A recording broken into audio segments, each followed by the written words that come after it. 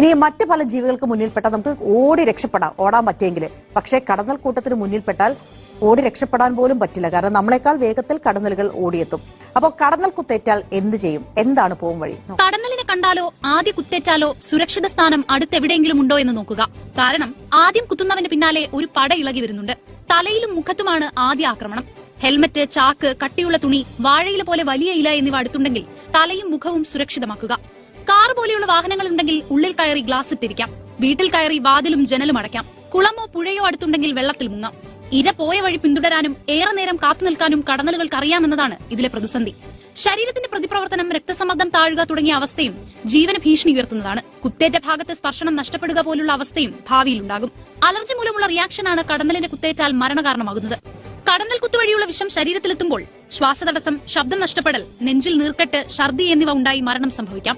ശ്വാസകോശം, ഹൃദയം തുടങ്ങിയ ആന്തരിക അവയവങ്ങളെ ബാധിച്ച് അവയുടെ പ്രവർത്തനം തകരാറിലാക്കാനും കഴിയും. ആരോഗ്യ പ്രശ്നങ്ങളില്ലാത്തവർക്ക് ഒന്നോ രണ്ടോ കുത്തുകിട്ടിയാലും അത് ഗുരുതരമാകാറില്ല. എന്നാൽ മറ്റ് ആരോഗ്യ പ്രശ്നങ്ങളും അലർജിയും ഉള്ളവർക്ക് കടന്നൽ കുത്ത് മരണകാരണമായേക്കാം. കുത്തേറ്റാൽ 1 മണിക്കൂറിനുള്ളിൽ ആശുപത്രിയിലെത്തണം.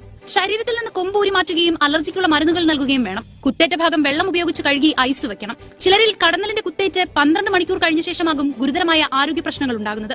കടന്നലിന്റെ കുത്തേൽക്കുന്ന സ്ഥലത്ത് ചിലർ മഞ്ഞൾ, ടൂത്ത് പേസ്റ്റ്, തേൻ എന്നിവ പുരട്ടുന്നതായി കണ്ടിട്ടുണ്ട്.